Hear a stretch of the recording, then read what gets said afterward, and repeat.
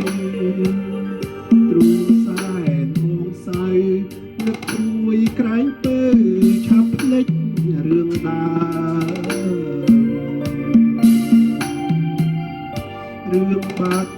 ដំបងជាប់ស្រោមក្នុងហើមកាលជួបស្រីឆ្នើមរដូវសន្សើមផ្ការីកស្គូស្គីអូនដើររើសក្រុមក្នុងស្ទឹងសង្ការភ័ក្រដូចដួងខែ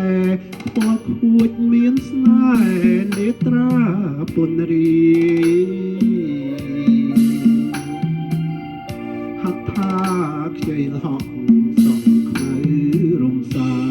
យបងគុណមិនណាយក្លិនខ្លួនឆោមឆាយរាយសំណាញ់ស្នេហ៍វិចិត្តត្រកអើយកុំបាច់គូអីនៅក្នុងលោកីស្រីល្អគ្មានទេមានតែ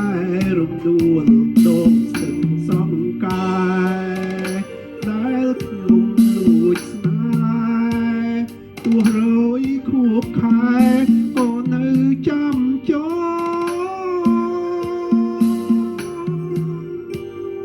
ឥឡូវរដូវផ្ការីកវិលវិញ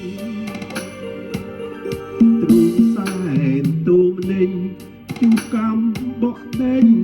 បាត់ផ្កាមួយទៅ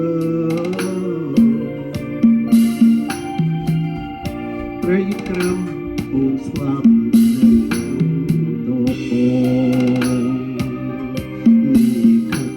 នួនល្អងបងទុកទ្របខ្នងដេកស្លាប់ក្នុងភ្នំ